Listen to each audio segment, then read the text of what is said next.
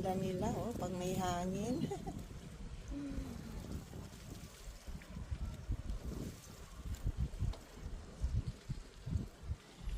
Yan, tuwang-tuwa yung ating mga halaman pag may hangin. Kasi nasa overlooking kasi sila. O, tingnan nyo yung sa baba, o, ayun. Nanonood yung mga flower doon sa baba. So nice. Ayan. Dalawang kulay dito ang nilagay ko. Yan yung kulay nila.